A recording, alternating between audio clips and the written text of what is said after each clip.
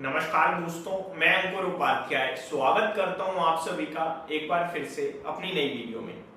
दोस्तों, यहाँ पे आप सभी के साथ बड़ा इंटरेस्टिंग डेटा शेयर करने जा रहा हूं। भारतीय बाजार में जो गिरावट हो रही है, उस गिरावट के पीछे एक बड़ा कारण है एफआईआईज की बिकवाली का। लगातार एफआईआईज बेच रहे हैं और थोड़ा बहुत नहीं बेच रहे हैं, मतलब भर भर के बेच रहे हैं, दिल खोल कर बेच रहे हैं। ऐसा लग रहा है कि भारतीय बाजार ही बंद होने वाला है। अगर डेटा बताऊं बिल्कुल छोटा सा, तो जुलाई, अकेले जुलाई में 47,666 करोड़ की सेलिंग करी है एफआईआईज ने।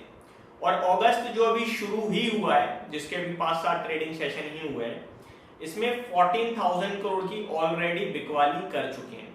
और अगर पूरे साल की बात करूं, अभी तक केवल 2025 की बात है, ऐसा नहीं बीते 12 महीने की, 1 जनवरी से लेकर आज तक की बात करूं तो 1,84,000 करोड़ की बिकवाली एफआईआईज कर चुके हैं कैश मार्केट में। लेकिन क्या आपको पता है ये जो सेलिंग हो रही है, इसमें सबसे बड़ा रोल कौन प्ले कर रहा है? सबसे ज्यादा कहां पे हो रही है ये बिकवाली? तो ये जो रिपोर्ट मैं पढ़ रहा हूं, ये रिपोर्ट कह रही है कि सबसे ज्यादा बिकवाली आईटी स्टॉक्स में हो रही है। और आईटी स्टॉक्स एफआईआईज के मतलब बहुत ही दिल के करीब है, मतलब नजदीक है, क्योंकि आईटी स्टॉक्स की ग्रोथ वो आराम से देख सकते हैं, समझ सकते हैं, क्योंकि वो इंडिया की ज्यादा कमाई नहीं करती हैं, वो कमाई करते हैं यूरोप और यूएस में। तो एफआईआई जो यूएस या यूरोप के जो इन्वेस्टर्स हैं, उन्हें क्लियरली दिख रहा होता है कि कैसा कर रही हैं आईटी कंपनियां। अब मैं आपके साथ डेटा थोड़ा सा रीड करता हूं। FII selling crosses ₹50,000 crore in IT stocks in 2025। Is tech dead money और जस्ट मिसअंडरस्टूड? तो क्या ये पैसे को खत्म कर रहा है या ये कुछ गलत फहमी हुई है? अकेले आईटी स्टॉक्स में 50,000 करोड़ से ज्यादा की बिकवाली 2025 में हो चुकी है। अगर डिटेल और पढ़ें, pushing Nifty IT index down a staggering 25% and making it the markets worst performing segment, FIIs have dumped over 50,000 crore worth of IT stocks so far in 2025. Out of 95,600 crore that foreign investors have withdrawn from Indian market through July. जुलाई की बात करी जाए, जुलाई तक बात करी जाए, तो यहाँ पे लिखा है 95,600 करोड़ की जो एफआईआईज ने सेलिंग करी है, उसमें से करीब 50,000 करोड़ तो आईटी स्टॉक से ही बेच दिया है। बट देखा जाए तो अराउंड 1,84,000 करोड़ की सेलिंग का फिगर दिख रहा है मुझे, exactly month on month basis पे देखा जाए तो। बट ये शायद डिफरेंट डेटा है। आगे देखा जाए तो ये कह रहे हैं more than half has come from just one corner which was once the darling of global investors. तो बहुत बड़ी बिकवाली हुई है आईटी स्टॉक्स में देखा जाए तो।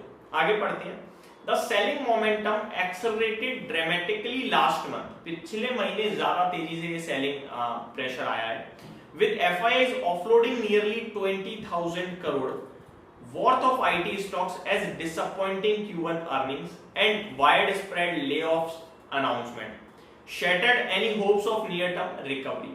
तो लास्ट मंथ क्वार्टरली नंबर्स और ले ऑफ की खबर के बाद एफआईआई ने कहा कि कोई रिकवरी के साइन नहीं है, बेचो। और ऐसा बेचा कि 20,000 करोड़ के करीब का माल आईटी स्टॉक से बेच दिया। तो ऑब्वियस था, गिरना तो था ही।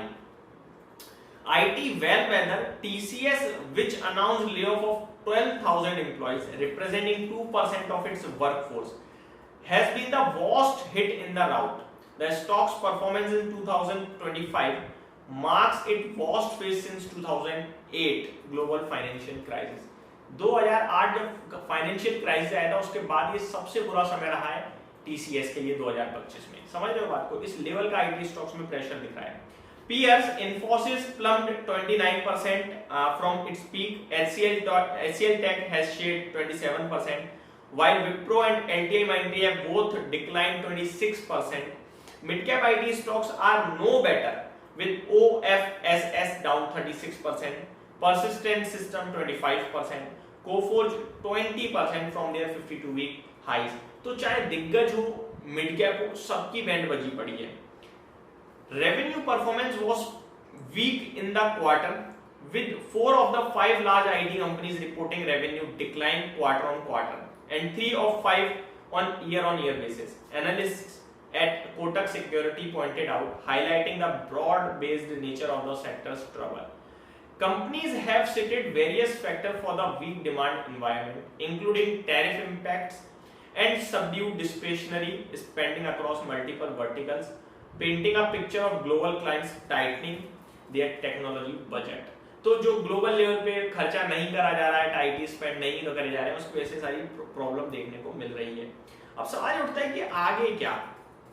दोस्तों मेरे हिसाब से ये जो खराब समय है इसमें वैल्यूएशन बहुत ही ज्यादा सस्ते हो गए आईटी स्टॉक्स के, और जब वैल्यूएशन में किसी भी चीज के सस्ते हो जाए ना तो वो एक अपॉर्चुनिटी लगने लगती है as a long term investor.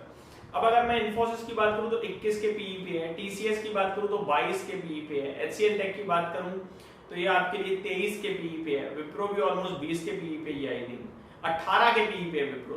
तो ये जो मेरे को लगता है ग्रोथ नो डाउट स्लो हो रही है, बट वैल्यूएशन उससे भी ज्यादा स्लो हो गए हैं, तो लौटने के चांसेस अभी तो नहीं दिख रहे हैं आईटी स्टॉक्स में, ग्रोथ नहीं दिख रही है। लेकिन अमेरिका तो अच्छा कर रहा है, टैरिफ की चिंता जरूर है, बट अगर ये टैरिफ का मामला सॉल्व होता है और रिकवरी आती है तो वैल्यूएशन एप्रिसिएशन और EPS earning per share, EPS appreciation दोनों ही एक साथ मिलेंगे जहां पे अच्छा खासा मुनाफा होने के चांसेस है।